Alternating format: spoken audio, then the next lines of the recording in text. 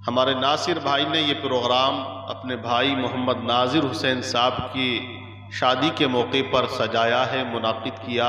मैं दुआ करता हूँ अल्लाह जो निकाह कल होने वाला है उसमें बरकतें अता फरमाए और आने वाली परेशानियों को दूर फरमाए और तमाम इनके घर वालों को नागहानी बलाओं से महफूज फरमाए, आमीन। घर में बरकतें अता फरमाए।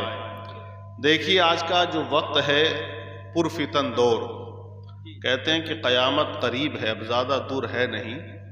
हालात और वक्त ऐसे हैं मुसलमानों के कि हम ये कहते हैं कि हमारे ऊपर जालिम मसल्लत हैं, हमारे ऊपर ऐसे हाकिम अल्लाह ने मुसल्लत कर दिए जो हर तरह से मुसलमानों को परेशानी आ रही है या तकलीफ़ जो भी है जिस तरह की है आप सब समझ सकते हैं। लेकिन ये शादी का मौका है, यहाँ नासिर भाई ने बहुत से लोगों को दावत करके बुलाया, दावत खिलाई और मुझे लग रहा है कि सैकड़ों की तादाद में, हज़ारों की तादाद में लोग यहाँ पर आए, दावत खाई और खाकर चले गए।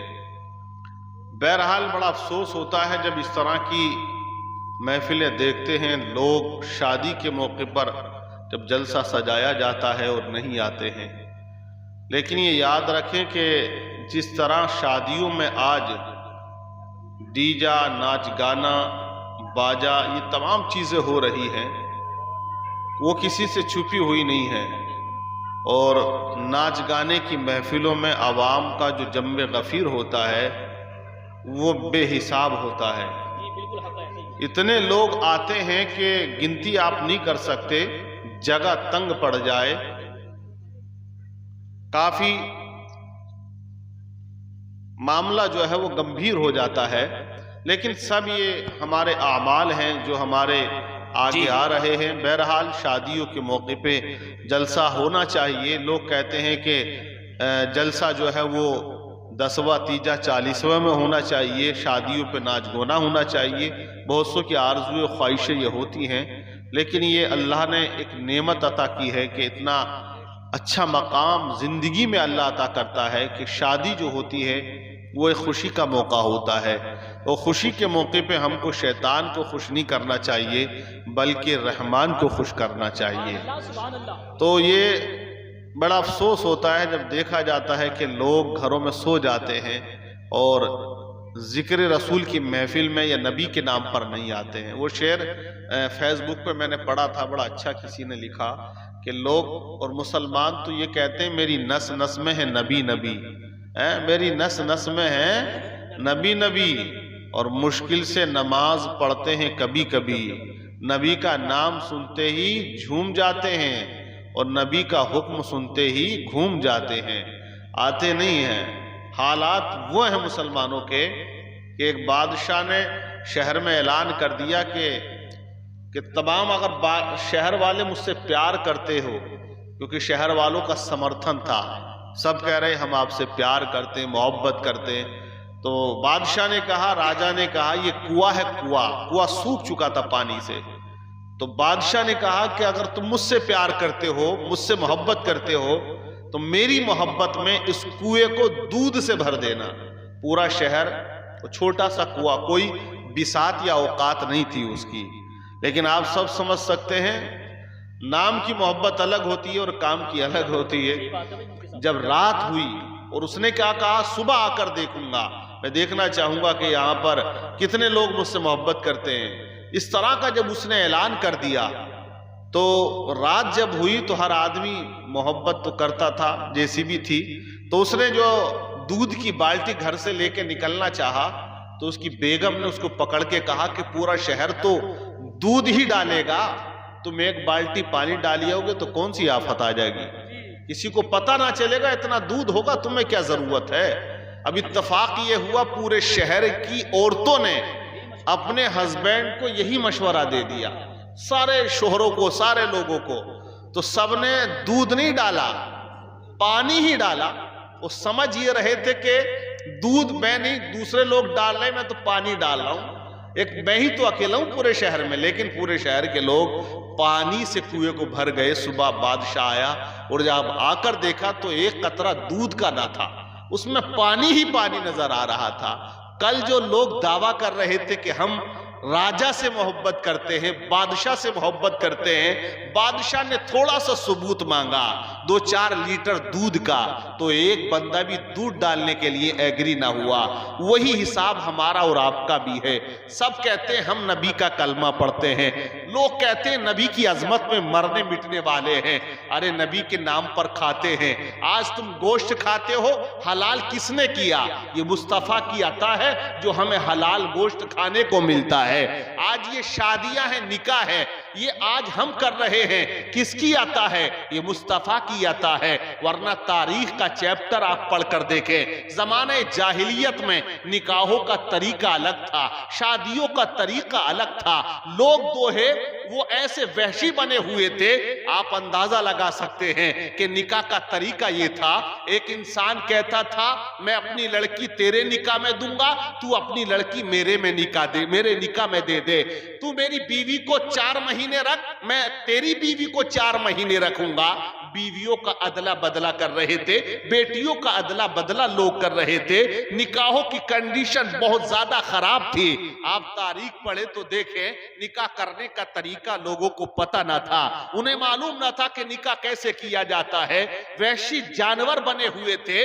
लेकिन आप अपने नबी की तारीख पढ़कर देखो, मुस्तफा दुनिया के अंदर तशरीफ लाए, पहला निकाह मुस्तफा ने किया है। तो पहला निकाह जब किया, कितने साल की उम्र में किया? 25 साल की उम्र में हमारे पैगंबर ने पहला निकाह किया। लेकिन किससे किया? 40 साल की एक बेवा है जिनका नाम हजरत खतीजतुल कुबरा रदियल्लाहु ताला अन्हा है। 2 शोहरों से बेवा। मुस्तफा कितने हसीन है। आज अगर आप में से कोई 25 साल का जवान होता है, वो कहता है खूबसूरत लड़की से निकाह करूंगा, कुंवारी से निकाह करूंगा, स्टैंडर्ड लड़की से निकाह करूंगा, ब्यूटीफुल लड़की से निकाह करूंगा। आज के नौजवान की सोच है, मुझे नहीं लगता करोड़ों की तादाद में कोई नौजवान ऐसा हमें मिल जाए जो ये कहे कि मैं बेवा से निकाह करूंगा। अगर उसकी बीवी का इंतकाल हो गया बशक्ले मजबूरी, फिर उसको अगर कोई बेवा मिल जाए तो कर ले, लेकिन कुआरा एग्री नहीं होता है, तैयार नहीं होता है। वो कहता है कि कुआरी लेकर आऊंगा, खूबसूरत लेकर आऊंगा, बैंड बाजे से लेकर आऊंगा, अच्छे अंदाज में लेकर आऊंगा। आज का नौजवान ये कहता है, लेकिन मुस्तफा की उम्र 25 साल की है। आप देखिएगा, मुस्तफा ऐसे हसीनो जमील है, अगर अरब की जिस लड़की से चाहते आप निकाह कर सकते थे, मक्के की जिस लड़की से चाहते आप निकाह कर सकते थे। बड़े बड़े सरदारों ने अपनी अपनी बेटियों के पैगाम हमारे नबी के लिए भेजे, लेकिन पहला निकाह, पहली शादी 25 साल की उम्र में 40 साल की बेवा से मुस्तफा ने क्यों किया है? आखिर रीजन क्या है, वजह क्या है? तो आप दुनिया का चैप्टर पढ़े, इंसान नहीं था, हैवान बना हुआ था। बेवाओं का मकाम ये था कि आदमी इंसान ये देखता, अगर औरत बेवा हो गई उसे मनहूस लोग समझ रहे थे, उसे कमरों में कैद कर दिया जाता था, कोई उसका चेहरा देखने वाला नजर ना आता था, कोई उसे सहारा देने वाला नजर ना आता था। हिंदुस्तान की तारीख ये बताती है कि यहाँ अगर शोहर का इंतकाल हो गया, अगर पति मर गया, तो उसकी बीवी को चिता पे रस्सियों से लपेट कर जला दिया जाता था। आप देखें, बेटियों को जिंदा दफनाया जा रहा था। मुल्क चीन की तारीख ये बताती है, जब एक बाप अपनी बेटी को रुखसत करता था तो साथ में रेशम का कोड़ा देता और कहता है मेरे दामाद, ये मेरी बेटी है, लेकिन तू इसको मारना नहीं, मारेगा तेरे सर पे चढ़ जाएगी। मतलब बाप बेटियों को पिटवा रहा था, बाप बेटियों को जिंदा दफना रहा था, बाप बेटियों को जिंदा जमीन दोष कर रहा था। कोई बेटियों को सहारा देने वाला ना था, कोई बेवाओं को सीने से लगाने वाला ना था, कोई इज्जत के मकाम पर बिठाने वाला ना था। लेकिन है मुसलमानों, ऐसे पुरफितन माहौल के अंदर नबी पाक ने 40 साल की बेवा से निकाह करके बताया, ऐ लोगों, ये बेवाएं जलाने के लिए नहीं है, बल्कि इज्जत के मकाम पर बिठाने के लिए है। सुभान अल्लाह, नाराए तकबीर, नाराए रिसालत, उलमाए अहले सुन्नत, मसलकी आला हजरत, जश्ने शादी अज़मते मुस्तफा, नाराए तकबीर, नाराए रिसालत। बहुत अच्छा भाई मुफ्ती साहब। तो शादी करना ये नबी पाक की प्यारी सुन्नत है। और कुरान ने क्या कहा? लक़द काना लकुम फ़ी रसूलिल्लाहि उस्वतुन हसना, रसूल की जिंदगी तुम्हारे लिए मॉडल है, एक नमूना है, एक आइडियल है। आइडियल मॉडल आप समझते हैं? मॉडल किसे कहते हैं? जरा जहन करीब करें। आप जितने भी हैं आप सुनेंगे, कुछ ना कुछ समझ में जरूर आएगा। क्योंकि देखें आज का माहौल ये है, एक इमाम साहब तो मुझसे बता रहे थे, हजरत मिलाद शरीफ पढ़ने गया एक घर के अंदर, तो घर वाला पाल बिछा के बाहर चला गया, पाल रह गया और खाली मैं रह गया। बहुत देर के बाद वो टहल के जब आया और उससे कहा कि कम से कम तू तो सुन ले बैठकर, तो दूर से कह रहा था, इमाम साहब जो भी पढ़ोगे वो ठीक ही पढ़ोगे, आप पढ़ते रहिएगा। तो मतलब आज का माहौल ये, लोग सुनने के लिए तैयार नहीं है। लेकिन जब मौत आएगी और फरिश्ता करीब होगा, क्या कहेगा इंसान मालूम है? जब नज़ा के आलम में होता है और मौत सामने दिखाई देती है, वो इल्तिजाए करता है रब की बारगाह में, ऐ मौला तू मुझे दोबारा जिंदगी अता कर दे, मुझे और लंबी जिंदगी अता कर दे, मैं तेरी इबादत करूंगा, तेरे सिवा किसी की तरफ मैं नजरें उठाकर नहीं देखूंगा। मौत जब सामने होती है, मर जाता है इंसान, फिर तमन्नाएं करता है दोबारा से जिंदगी दे, दोबारा दुनिया में जाऊं, लेकिन फिर मौका मयस्सर नहीं आता है, मौका मयस्सर नहीं आता है। ये शायर हिंदुस्तान साहिल रजा साहब क़िबला दावत दी नासिर भाई के कहने पर मैं यहाँ तशरीफ लाया। हजरत अभी आए हैं, बड़ी दूर से ये भी आ रहे हैं। बहरहाल आप इनका भी कलाम सुनेंगे, दिल बाग बाग हो जाएगा। तो पता ये चला कि मौत बरहक है, मरना सभी को है, जाएगा सभी, लेकिन इंसान को याद रखना चाहिए, नेकी का वक्त जब मिल जाए तो आप नेकी कर लिया करो, मरने के बाद तुम्हारे नामाए आमाल को बंद कर दिया जाएगा। तो मैं बता रहा था कि जब नेकी करने का मौका मयस्सर आए, मुसलमानों को भागता हुआ नजर आता है। अगर जिक्र सुनेगा तो मौत के वक्त सुनेगा, अगर 10वां हो या 3 हो या 40वां हो, चंद मुसलमान आते हैं और बहुत से खाकर चले जाते हैं। सुनने के लिए बहुत कम लोग जलसे में आते हैं, और आता भी है तो जल्दी कितनी है। आप देखिएगा मुसलमान जहां जल्दी करना है वहां जल्दी नहीं करता, और जहां जल्दी नहीं करना है वहीं पर जल्दी मुसलमान करता है। मुसलमान को नमाज में जल्दी नहीं करना चाहिए, मुसलमान को जलसे में जल्दी नहीं करना चाहिए, मुसलमान को कुरान पढ़ते हुए जल्दी नहीं करना चाहिए। लेकिन मुस्तफा क्या फरमाते हैं? जल्दी भी करना चाहिए, लेकिन कहाँ करना चाहिए? रसूल फरमाते हैं, अल्लाह के नबी ने इरशाद फरमाया, अगर तेरी जेब में 1 रुपया हो, 1 रुपये को खुदा की राह में खर्च करने में जल्दी किया कर। अगर तेरे घर में जवान बेटी है तो उसका निकाह करने में जल्दी किया कर। अगर तेरे घर में मैयत पड़ी हुई है तो उसको दफनाने में जल्दी किया कर। अगर तेरे ऊपर किसी का कर्ज है तो कर्ज देने में जल्दी किया कर। लेकिन मुसलमानों का हाल क्या है? आज माहौल यही है, जहां जल्दी करना चाहिए वहां जल्दी नहीं कर रहा, और जहां नहीं करना चाहिए वहीं पर जल्दी करता हुआ नजर आता है। जलसे में आए तो जल्दी, मस्जिद में जाए तो जल्दी, फातिहा खानी में जाए तो जल्दी, नेक काम की महफिल सजी हुई हो वहां जाए तो जल्दी, तो वहां जल्दी करता है, और जहां जल्दी का हुक्म है वहां ताखीर करता है। इसीलिए मुसलमान आज परेशान हाल है। आज तक दुनिया के अंदर कभी इतना मुसलमान नहीं था जितना कि आज मुसलमान है। पूरी दुनिया का जायजा ले ले, जब से दुनिया बनी है आज तक इतनी बड़ी तादाद में मुसलमान मौजूद नहीं था, लेकिन आज बड़ी तादाद में मुसलमान मौजूद है। लेकिन आज उफ करने की ताकत नहीं है, उंगली उठाने की हिम्मत नहीं है। जहां देखो मुसलमान सताया भी जा रहा है, भगाया भी जा रहा है, मारा भी जा रहा है, रुलाया भी जा रहा है। हजरात वजह क्या है? वजह तो यही है, मुस्तफा के तरीके को हमने छोड़ दिया है। आप देखिए आज जो बड़े सुकून से बिल्डिंगों के अंदर सो रहा है, बिस्तर के ऊपर सो रहा है, अच्छे मकान में इंसान सो रहा है, लेकिन अपने रब को भूले हुए है, अल्लाह के जिक्र को भूले हुए है, कुरान की तिलावत को भूले हुए है, नमाज की पाबंदी को भूले हुए है। लेकिन याद रख, तुम्हारी निगाहों के सामने अभी गुजरा है एक हादसा, एक अजीम हादसा जिसे जलजला कहते हैं। तुर्की और सीरिया के अंदर एक जलजला आया, कितनी देर का था? पहला झटका 40 सेकंड का था। 40 सेकंड में बड़ी बड़ी फलक बोस इमारतें जमीन बोस हो जाती है, बड़े बड़े महल्लात जमीन बोस हो जाते हैं,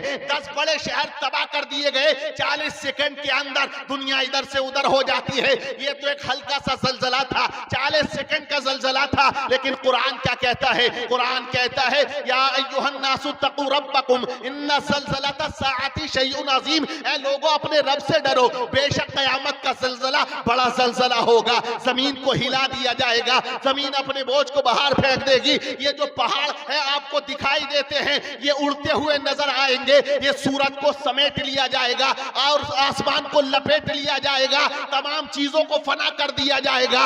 अब उस वक्त क्या होगा, उस वक्त कौन हमारा पुरसान हाल होगा, आप अंदाजा लगाइए। आज जो परेशानियां हैं, आज ये तकलीफें हैं, आज मुसलमान कहता है बरकत नहीं हो रही है, आज मुसलमान कहता है औलाद गालियां दे रही है, आज मुसलमान कहता है औलाद ठोकरे लगा रही है, आज मुसलमान देखता है एक मुसलमान की बेटी किसी गैर के साथ भागती हुई नजर आ रही है। आखिर वजह क्या है, आखिर रीज़ा क्या है? तो वजह यह है तरीके मुस्तफा को छोड़ना है। अरे वजह बर्बादी इसी से कौम दुनिया में हुई बेइख्तिदार अपनी हमें करनी है शहनशाह बतहा की रजा जोई, वो अपने हो गए तो रहमते परवरदिगार अपनी।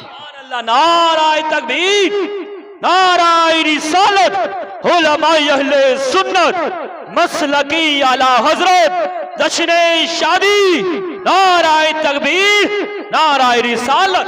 बहुत अच्छा भाई मुफ्ती साहब, सुभान अल्लाह। वजह क्या है? वजह यही है, शायर कहता है हर तरफ बर्बादियों के मरहले आ जाएंगे, कत्लो खू करते हुए जब काफिले आ जाएंगे, और जब गुनाहों से तुम्हारे सब घड़े भर जाएंगे, तब जमीन फट जाएगी और जलजले आ जाएंगे। हालात है नहीं मुसलमानों में, गिनती नहीं कर सकते इतनी लड़कियां गैरों के साथ जा रही मुसलमानों की। एजुकेशन ऑफ द वर्ल्ड, यानी कि दुनिया भी तालीम के पीछे। MBBS डॉक्टर नहीं थी, लेडीज मुस्लिम, लेकिन भंगी के साथ गई है। आप अंदाजा लगाइए तो क्या हो गया कौम की लड़कियों को, क्या हो गया मुसलमानों को? आखिर कहीं ना कहीं तो कमी है, कहीं ना कहीं तो कुछ गलती आज मुसलमान कर रहा है कि इतनी बड़ी तादाद में 313 थे, लरसता था जमाना, करोड़ों है करते हैं गुलामी। वजह यही है हमारे दीन के जलसे आज खाली है, मदरसे खाली है, मस्जिदें खाली है, खानकाहें खाली है। अगर आबाद कर दिया है मुसलमानों के नौजवानों ने, शराब के अड्डों को आबाद कर दिया, सट्टा का बाजार गर्म कर दिया, IPL में सट्टा लगाने वाले लाखों की तादाद में मुसलमान मिल जाएंगे। हर जगह देखो गुनाहों अय्याशियों के अड्डे पर मुसलमान नजर आता है। आप देखिए कितने गैंगस्टर मुसलमान बने हुए हैं जिन पर इस गैंगस्टर का धब्बा लगा हुआ है। आखिर मुसलमानों की शान यही नहीं है। मुसलमान वो हुआ करता है जो मुस्तफा के इश्क में अपनी जात को, अपनी जान को कुर्बान कर दिया करता है। मुसलमान वही। और आज मुसलमानों की हालत, सब कहते हैं हम कलमा पढ़ते हैं, कौन नहीं कहता यार, सब कहते हैं, कोई ये नहीं कहता हम नहीं पढ़ते। जो मुसलमान है वो कहता कलमा पढ़ता हूं।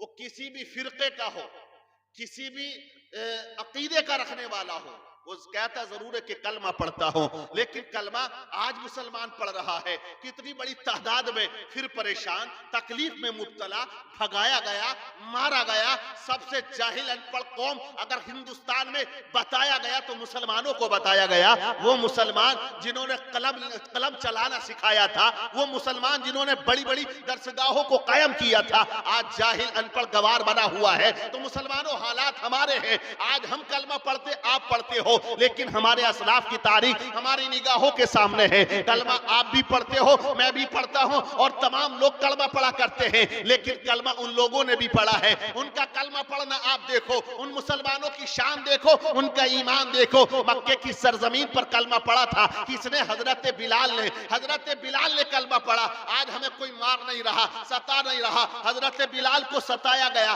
कौन सा ऐसा जुल्म था जो उनके ऊपर तोड़ा ना गया हो? हजरत वजन पर एक वजनी पत्थर सीने पे रख दिया और गर्म रेत पे लेटा दिया जाता है, गले में फंदा डालकर घुमाया जाता है, लेकिन उन्होंने कलमा पढ़ना नहीं छोड़ा। कलमा आप भी पढ़ते हो, मैं भी पढ़ता हूं, लेकिन कलमा मक्के की सरजमीन पर हजरत अबू बकर सिद्दीक ने पढ़ा। ऐसा कलमा पढ़ा कि तमाम दौलत को खुदा की राह में कुर्बान कर दिया, तमाम जिंदगी को कुर्बान कर दिया। कलमा आप भी पढ़ते हो, मैं भी पढ़ता हूं, लेकिन उमर इब्ने खत्ताब ने कलमा पढ़ा। कहा मुस्तफा कलमा पढ़ाओ, इबादत काबे में होगी। वो उमर इब्ने खत्ताब जिन्होंने 49 कंट्रियों को, मतलब जिन्होंने 10.5 साल हुकूमत की, और उन्होंने जो है 49 कंट्री 49 मुल्कों को फतह किया, 1000 शहरों पे इस्लाम के झंडे को लगा दिया, वो उमर इब्ने खत्ताब है। बराक ओबामा जब राष्ट्रपति था, उसने वाशिंगटन के अंदर बैठकर व्हाइट हाउस में कहा था, अगर एक उमर और हो जाता तो पूरी दुनिया में इस्लाम ही इस्लाम होता।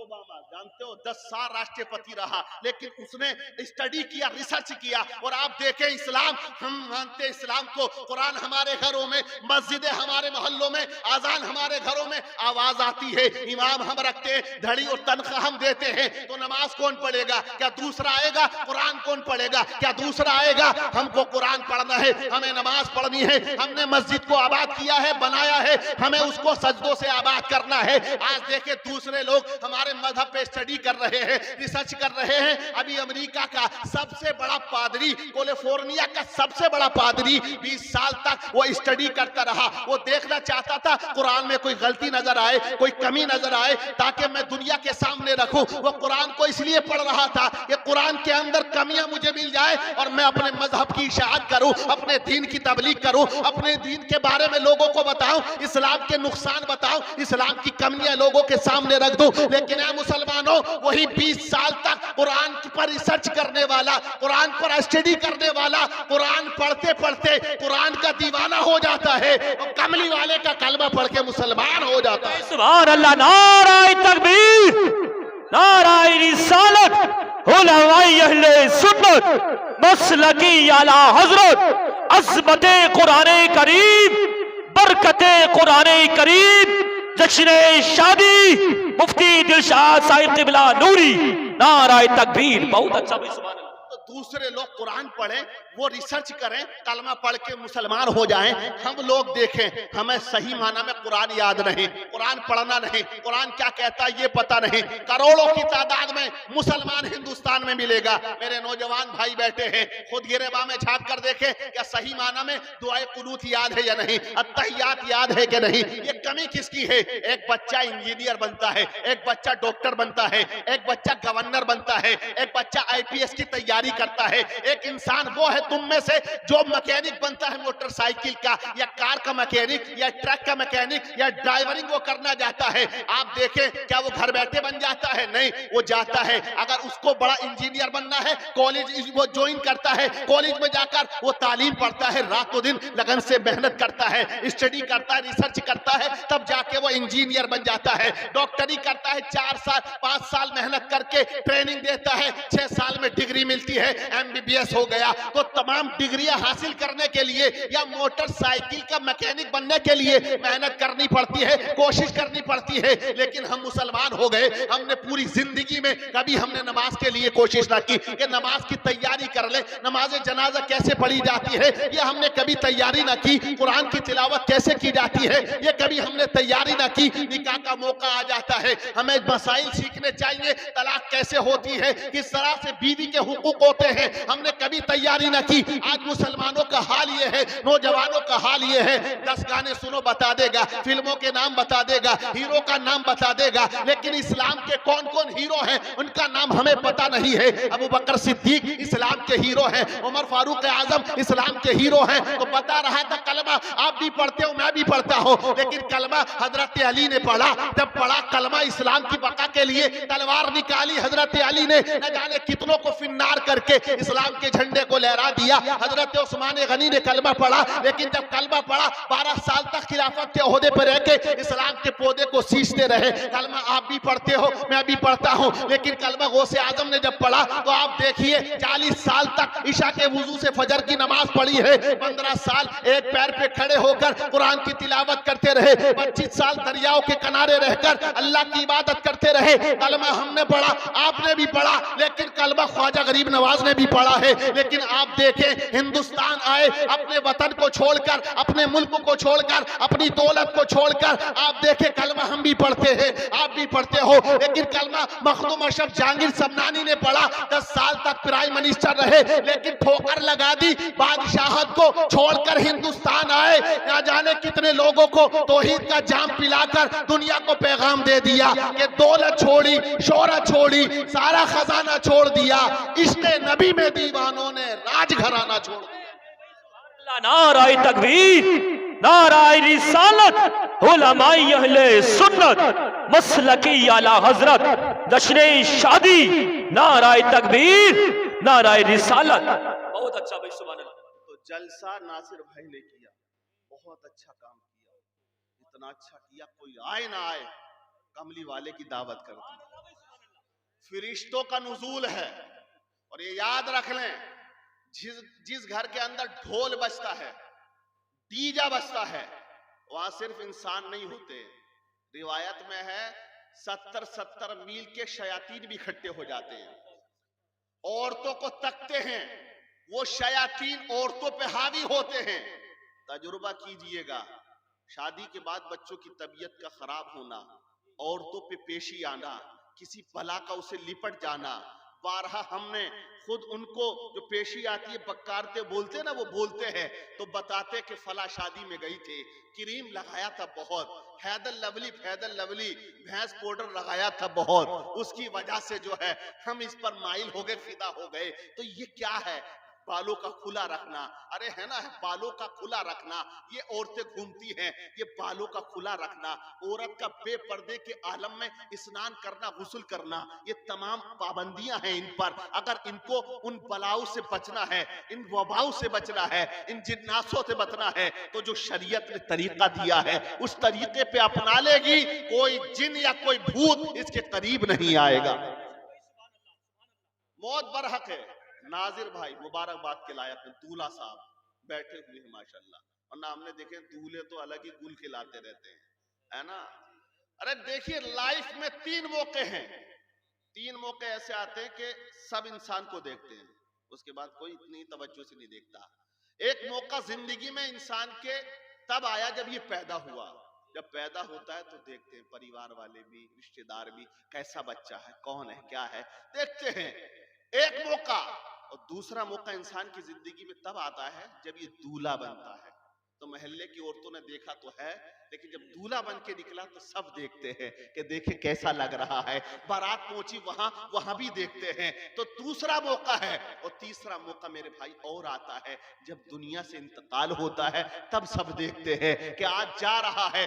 बार बार खोल के देखते हैं, रोक रोक के देखते हैं, कब्र से पहले देखते हैं, नमाज जनाजा के बाद भी लोग देखते हैं, गुस्ल के बाद भी देखते हैं, बार बार देखते हैं। 3 मौके आते हैं। तो ये याद रख ले कि जब हम दुनिया से जा रहे हो, लोग देख रहे हो बार बार, तो ये ना कहे चेहरा बिगड़ गया, ये ना कहे चेहरा कैसा हो गया। अगर हम दुनिया में मुस्तफा की शरीयत पे अमल करके जाएंगे, अच्छे किरदार के साथ जाएंगे, मुस्तफा के कवानीन पे अमल करके जाएंगे, तो चेहरा मुस्कुरा रहा होगा, चेहरे लबों पे मुस्कुराहट होगी, और चेहरा हसीनो जमील हो रहा होगा। दुनिया वाले रो रहे होंगे, लेकिन ये इंसान, ये मर्द मोमिन हंसता हुआ जा रहा है। मैंने पढ़ा फेसबुक पे अभी 3 तस्वीरें उस लड़के की वायरल की थी सोशल मीडिया पे। जिस दिन मर्डा था उस दिन की पोज थी उसकी, जिस दिन उसकी बारात गई उस दिन की पोज थी उसकी, और जिस दिन उसका वलीमा था उस दिन की पोज थी, और चौथी जो तस्वीर थी उसके जनाजे की थी। आप अंदाजा लगाइए, एक दिन मर्डा, बारात, वलीमा, चौथे दिन इंतकाल हो जाता है। पहले दिन कोट पैंट, शेरवानी, कुर्ता पजामा, चौथे दिन आकर क्या था?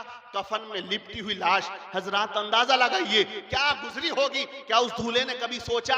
मैंने बहुत से दरभंगा का वाकया मैंने अखबार में पढ़ा था, बारात से वापस आ रहा था दूल्हा, क्या हुआ? खाई में पलट गई, वो स्टीयरिंग बिगड़ गया, दूल्हा मर गया, दुल्हन भी इंतकाल कर गई। मौत का कुछ पता चला नहीं। हमें क्या चाहिए? मौत बरहक है, आना सभी को है, कभी भी आ सकती है, लेकिन हमें अपने रब की रजा देखनी चाहिए, खुश होना चाहिए। दावत इस्लामी वालों के एक रिसाले में मैंने पढ़ा, उन्होंने लिखा कराची का एक वाकया कि वहां पर भी नाच गाना होता रहा, शादी की महफिल रसी हुई थी, बहनें डांस कर रही, भाई डांस कर रहे, बाप पैसे लुटा रहा, तमाम रिश्तेदार जो हैं वो झूम रहे, दूल्हा भी स्टेज पर ठुमके लगा रहा था, नाच गाना कर रहा था। लेकिन प्यारे, जब रात का आधा हिस्सा गुजर गया, नाचते रहे, पूरा हिस्सा गुजर गया, नाचते रहे, आजान की आवाज आई, किसी ने कहा बंद कर दो और आजान हो रही है और सो जाओ। कहने वाला कमबख्त था, ये नहीं कहा अरे कम से कम पूरी रात नाचे हो, आजान की आवाज आ गई, नमाज पढ़ लो।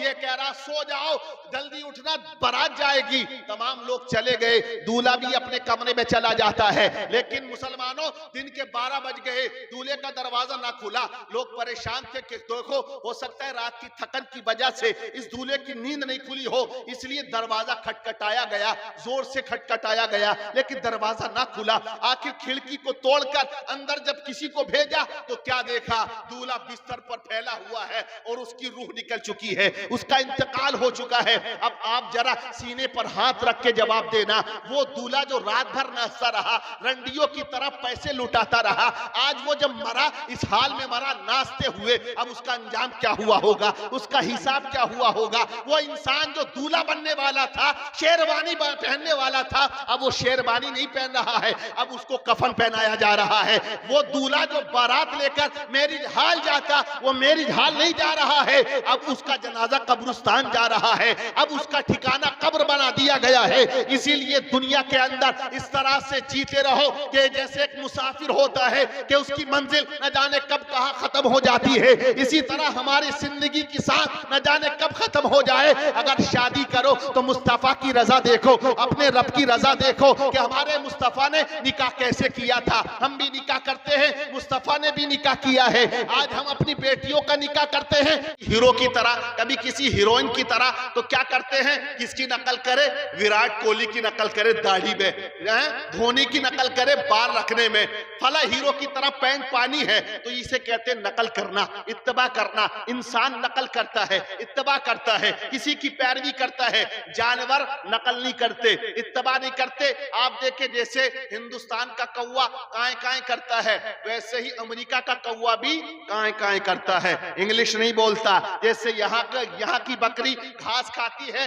अरब चले जाओ वहां की बकरी भी घास खाती है, काजू बादाम नहीं खाती है। तो ये जानवरों का और परिंदों का मामला है, ये नकल नहीं करते हैं, हम नकल करते हैं, हम इत्तबा करते हैं। तो जब पता ये चला हमें तकलीद करनी है, हमें नकल करनी है, तो है मुसलमानों किसी और की नकल क्यों करें, किसी गैर के पीछे क्यों चले। वो लिबास कैसा पहनता है हमें क्या मतलब है, हमें तो अपने मुस्तफा का लिबास देखना है, हमें तो मुस्तफा की अदा देखनी है। हमारे मुस्तफा ने जैसे खाया है हमें तो वैसे खाना है, हमारे मुस्तफा ने जैसे पिया है हमें तो वैसे पीना है। तो मैं ये कहना चाहता हूं, तुम तकलीद करते हो, नकल करते हो, तो तुम किसी दुनियादार की नकल मत करो। अगर तुम्हें तकलीद करनी है तो अहमद मुख्तार की करो। सुभान अल्लाह भाई, सुभान अल्लाह, बहुत अच्छा पैगाम माशाअल्लाह। अपने रसूल की करो, रसूल ने सब कुछ हमें दिया है, हर एक चीज अता कर दी है। आप देखें हमारे यहाँ बेटियों का निकाह होता है, आजकल निकाह करना भी आसान नहीं है, आप बहुत दुश्वार हो गया। अपने उत्तर प्रदेश के अंदर मैं सबकी बात कर रहा हूँ, मुरादाबाद जिला हो या रामपुर जिला हो या बरेली शरीफ हो या आप शाहजहांपुर निकल जाए, ये जो हमारा एरिया है, टाउन है, संबल अमरोहा तमाम, ये दिल्ली के इधर आ जाओ या दिल्ली तक चले जाओ, इस इलाके में सबसे ज्यादा लेन देन का मामला बना हुआ है। जहेज जिसे कहते हैं, जहेज जैसी लानत बहुत ज्यादा है। हम राजस्थान भी जाते हैं, मध्य प्रदेश भी जाते हैं। मैं अभी एक शादी में गया, पिछले महीने की बात है, ऐसा लड़का इंजीनियर, करोड़ों की बिल्डिंग उसकी बनी हुई थी, लेकिन हमने खाना जमीन पर बैठकर खाया और 4-5 लोगों ने थाल को घेरे हुए था और एक रोटी होती है और गोश्त होता है मुर्गे का, वो खा के हम लोग आ गए। दाल बाटी भी वो लोग खिला देते हैं, मतलब ये है कि वहां कोई किसी तरह की पाबंदी नहीं है। लेकिन यहाँ आप देखें कि इस्लाम हमें क्या, इस्लाम ने क्या कहा कि निकाह को आसान करो, जिना दुश्वार हो जाएंगे, और हमने आज निकाह को मुश्किल कर दिया तो जिना आसान हो गया। लड़की की उम्र 25 साल, लड़की की उम्र 30 साल, लड़की की उम्र 35 साल, लड़की की उम्र 40 साल, निकाह क्यों नहीं कर पाया। बाप कहता है बड़ी मुश्किल से घर का चूल्हा जलाता हूं, 2 वक्त की रोटी का इंतजाम करता हूं, 5 लड़कियां हैं, कहां से लाऊंगा मैं इन 5 लड़कियों के लिए 10 लाख, एक लड़की के लिए 10 लाख, 15 लाख। अब आप अंदाजा लगाइए लड़कियों को भागने का रीजन क्या है, यही तो है कि निकाह में ताखीर हो रही है और जो है बेहयाई आम आम हो रही है, मोबाइल आ गया। वो मजनू तो दिन गलियों के चक्कर लगाता था, चप्पलें घिस जाती थी उसकी अपनी गर्लफ्रेंड का दीदार करने के लिए, लेकिन उसे दीदार नहीं होता था। एक वक्त वो भी था कि मजनू चक्कर लगा रहा है, मच्छर काट काट के आधा कर दिया करते थे। लेकिन ये आज सोशल मीडिया का जमाना आया, इंटरनेट का दौर आया, मोबाइल लगाया, लड़की को नंबर दे दिया, अब चैटिंग चल रही है, गुफ्तगू हो रही है। तो पता ये चला कि इस इंटरनेट ने, इस मोबाइल ने लड़कियों को बिगाड़ दिया है। आज इसलिए मुसलमानों से मैं गुजारिश करता हूं कि मोबाइल लड़कियों को ना दिया जाए। भागने का रीजन यही है। अभी एक लड़की का केस सामने आया, फेसबुक पर फ्रेंडशिप हुई, 5 साल तक चलती रही। उसका बाप जो है वहीं पर मतलब कोर्ट में हाथ जोड़ रहा अपनी बेटी के कि मेरी बेटी मत जा, मुझे छोड़कर मत जा। लेकिन अपने बाप के खिलाफ वो लड़की गवाही दे रही है और कह रही है फेसबुक पर प्यार हुआ, किसी हरिचंद के नाम के इंसान के साथ चली जाती है, मुस्लिम लड़की जा रही है। अरे 25 साल 30 साल वो लड़की बच्चे जनेगी एक गैर मुस्लिम के यहाँ पर जाकर, ये शर्म की बात है। लेकिन हमारा हिस्ट्री, हमारा इतिहास, हमारी तारीख ये बताती है कि हमने अपनी बहन बेटियों की इज्जतों की हिफाजत की है। इस बात से लापरवाह है कि उसे पता नहीं तलाक कैसे हो जाती है। 10-15 बार कह के कहते हैं कि कोई रास्ता आप निकाल दे, तो यार कोई रास्ता निकल जाएगा। 3 बार किसी ने कह दी तो मामला खत्म है। फिर तो लंबा एक प्रोसेस है। फिर कहते हैं यार ये क्या चीज है, ये तो हमारी इज्जत और आबरू के साथ खिलवाड़ है, ये हमारे साथ ऐसा है, फिर ऐसे करता है। लेकिन शरीयत ने जो कानून बनाया है उसको हमें फॉलो करना लाजमी और जरूरी होता है। लेकिन ऐ मुसलमानों, निकाह कैसे किया जाए? निकाह में हमें आसानी करनी चाहिए, हमें दुश्वारी नहीं करनी चाहिए। और हालात आप सब देखते हैं कि निकाह का मौका आया, बेहयाई आम हो चुकी है। हालांकि निकाह वो चीज है, अल्लाह के नबी इरशाद फरमाते हैं जब कोई बंदा मोमिन निकाह कर लेता है तो उसका आधा ईमान मुकम्मल हो जाता है और आधे के लिए अब वो खुदा ताला से डरता रहे। तो निकाह वो चीज है, नजर को झुका देता है, गुनाहों से रोक दिया करता है, इंसान के अंदर पाकीज़गी आ जाया करती है। आप देखें नबी पाक ने अपनी बेटी का निकाह किया, किस अंदाज में किया और कैसे किया, ये तमाम चीजें हमारी निगाहों के सामने हैं। तो आज हमें अपनी निकाहों में आसानियां पैदा करनी है, दुश्वारियां पैदा नहीं करनी है। लड़की आ जाए दुल्हन बन के घर पे तो अब हमें उसके साथ कैसे व्यवहार करना है। एक लड़की 20 साल 25 साल 30 साल दूसरे यहाँ गुजार के आई, हमारे घर का माहौल अलग, हमारे यहाँ का घर का अलग, खाना पीना अलग, नमक अलग, मिर्च अलग, सबका मामला अलग अलग होता है। लेकिन आजकल आप देखते हैं घरों के अंदर लड़ाई झगड़े बहुत ज्यादा होते हैं और सबसे ज्यादा फेमस जो झगड़ा है वो सास और बहू का झगड़ा है। सास बहू का झगड़ा है। क्यों होता है? रीजन वही होता है क्योंकि एक दूसरे के जज्बात को औरतें समझ नहीं पाती है। क्योंकि एक जगह ऐसा हुआ कि एक दुल्हन आई नई तो उसकी सास ने पड़ोसन से जो है शिकायत कर दी, बुराई कर दी। और आप सब जानते हैं कि आजकल चुगलखोरी का जमाना है। तुम किसी से कोई बात कहो वो तुम्हारी बात उससे कह देगा जाके कि तुझे ऐसे कह रहा। तो पड़ोसन ने भी लगा दी, तेरी सास तो रोज बुराई करती है। एक दिन जो है सास जो है वो झाड़ू मार रही थी उसकी बहू और वो पड़ोसन से कुछ कह रही थी। तो वो बोली आजकल की बहुएं भी क्या आ रही हैं, इन्हें रोजे नमाज का भी पता नहीं है, इन्हें कुछ पता नहीं है, ना नमाज पढ़ती है ना रोजा रखती है। तो वो बहू बोली कि तू भी बहुत जानती हो। तो अब सास ने कहा तुम बताओ अगर तुम पढ़ी लिखी हो तो फजर में कितनी रकातें हैं? तो ये बहू झाड़ू फेंक के करी 18 रकातें। फजर में 18 रकात बता रही थी। आप अंदाजा लगाएं तो एक लापरवाही हमारी ये भी नजर आती है कि हमने अपनी बच्चियों को दीन से नाआशना कर दिया, दूर कर दिया। लड़के भी लड़कियां भी, हमें लड़के और लड़की के अंदर दीनदारी पैदा कर देनी चाहिए। उसे बता देने चाहिए क्या क्या हुकूक होते हैं सास के या ससुर के या शोहर के, तो वो फिर अपनी जिंदगी अच्छे तरीके से गुजारेगी। नबी पाक ने अपनी बेटी का निकाह किया, किनसे किया? हजरत अली से किया। रुखसती की थी अपनी बेटी की तो कहा था बेटी कयामत में इस हाल में मिलना कि तुझसे तेरा शोहर राजी होना चाहिए। समझ रहे क्या कहा? तुझसे तेरा शोहर राजी होना चाहिए। तो ये हमारे नबी ने तालीम हमें दी है। आज हमें भी ये चाहिए और जो बीवी आई है उसके हुकूक हमें अदा करने चाहिए, मसाइल सीख लेने चाहिए। बहरहाल